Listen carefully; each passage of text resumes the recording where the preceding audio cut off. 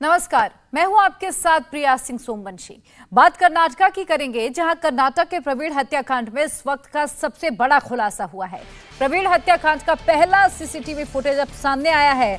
Footage 26 जुलाई रात करीब 8 बजे के बाद का बताया जा रहा है। रात 9 बजे के करीब प्रवीण की हत्या हुई थी और ये फुटेज ठीक उसी वक्त का है। फुटेज में क्राइम सीन के ठीक पास एक संदिग्ध बाइक पर नजर पड़ रही है। 8:01 से 8:40 तक वहां एक शख्स खड़ा हुआ नजर आ रहा है। पुलिस को इस बात की भी आशंका है कि सीसीटीवी फुटेज में दिख रहा बाइक सवार हत्याकांड में शामिल हो सकता है। करीब 2 मिनट के इस फुटेज में बाइक सवार दिखाई दे रहा है। बाइक सवार 40 मिनट तक क्राइम सीन से चंद कदम की दूरी पर खड़ा रहा और फिर वो जैसे ही आगे बढ़ता है, थोड़ी ही देर में प्रवीण की हत्या हो जाती है। इसके बाद फुटेज में अफरा तफरी का माहौल नजर आ रहा है। कुछ लोग भागते हुए दिखाई दे रहे हैं। एक शख्स वहां पर खड़ा भी दिखाई दे रहा है जहां प्रवीण की हत्या हुई थी। अब पुलिस ने सीसीटीवी फुटेज के डीवीआर को कब्जे में ले लिया है और उसकी बारीकी से जांच की जा रही है। तो ये तस्वीरें कर्नाटका की, जहां पर प्रवीण नेट्टारू की हत्या कर दी गई। अब पुलिस तमाम सीसीटीवी के जरिए सुराग खंगालने की कोशिश कर रही है। 6 स्पेशल टीमें बनाई गई हैं और ये जो ताजा तस्वीर सामने आई है वहां पर लगे सीसीटीवी फुटेज की है। देखिए, एक शख्स यहां से निकलता हुआ भी नजर आ रहा है। एक बाइक कहा जा रहा है कि करीब 40 मिनट तक यहां पर खड़ी। और देखिए, अफरा तफरी का माहौल जैसे ही प्रवीण की हत्या हो जाती है। करीब 9 बजे का वो वक्त था जब प्रवीण अपनी दुकान को बंद कर अपने घर के लिए वापस लौट रहे थे। ठीक जैसे ही वो अपने घर के लिए मुड़े, उनकी हत्या कर दी गई। कहा यह जा रहा है कि 2 बाइक सवार आकर उनकी हत्या करके चले गए।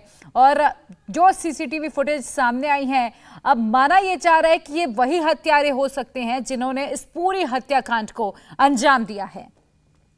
तो देखिए, एक बाइक सीसीटीवी कैमरे में आपको नजर आ रही होगी खड़ी। यहां पर करीब 40 मिनट तक एक शख्स इस बाइक को लेकर खड़ा रहता है।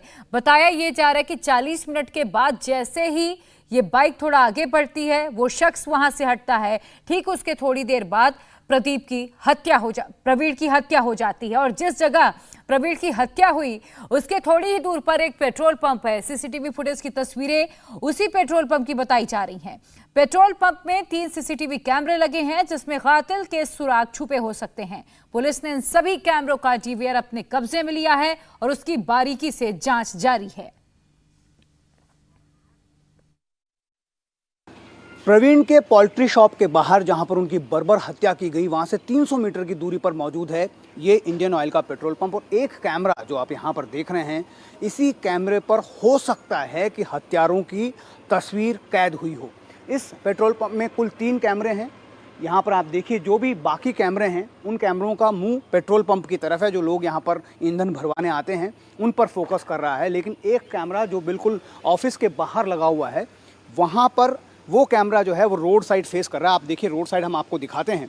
यहाँ से ये बहुत दूर है। ऐसा जब हमने यहाँ के मैनेजर से बात की, उनका भी ये कहना है कि बहुत साफ साफ तस्वीरें आई होगी, ऐसा अनुमान कम है, क्योंकि तकरीबन कह सकते हैं कि 30 से 40 मीटर दूरी पर वो कैमरा है और बीच में ये बोर्ड भी हैं पेट्रोल पंप्स के। इसलिए वजह से हो सकता है कि तस्वीर बिल्कुल साफ नहीं आई हो।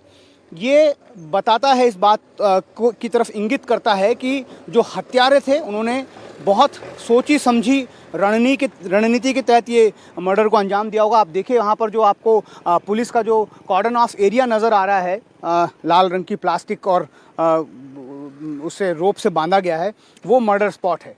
वहाँ से तकरीबन ये कुछ मीटर की दूरी पर इंडियन ऑयल का पेट्रोल पंप है। और यहाँ पर पहला सीसीटीवी फुटेज जो पुलिस को मिला है, यहाँ से जो मैनेजर है वो बता रहे हैं कि पुलिस यहाँ से डीवीआर लेकर चली गई और उसे खंगाल रही है। ये जो एरिया है, ये यहाँ से ये सड़क जो है वो सूलिया की तरफ जाती है।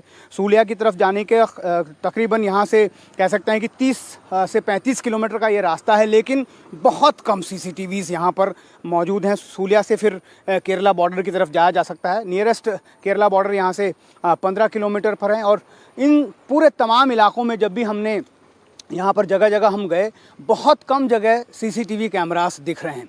मतलब ये है कि बहुत ज़्यादा यहाँ पर होमवर्क किया गया होगा हथियारों की तरफ से। उन्होंने इस स्पॉट को काफ़ी सोच समझ कर तय किया था, क्योंकि यहाँ से जो मर्डर के सुराग है वो मिलना बहुत मुश्किल है। हालांकि इन सभी इस जो मर्डर स्पॉट है यहाँ से सभी जिस तरफ भी केरला के बॉर्डर की तरफ रास्ते जाते हैं उन रास्तों में पड़ने वाले हर एक सीसीटीवी को पुलिस ने अपने कब्जे में ले लिया है। उन सब फुटेजेस को खंगाला जा रहा है।